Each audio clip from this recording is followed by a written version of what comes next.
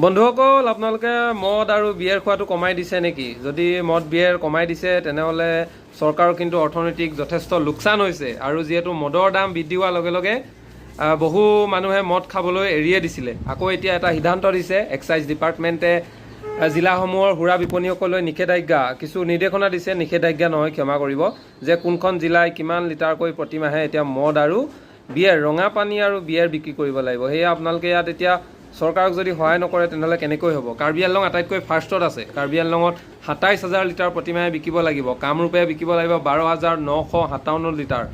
শিৱসাগৰে বিকিব লাগিব ১০,০০০ লিটাৰ। গোলাঘাটে বিকিব লাগিব ১০,০০০ লিটাৰ। যোৰহাটত ৯,৫৮৭ লিটাৰ। কৰিমগঞ্জ ৮,৪৭০ লিটাৰ।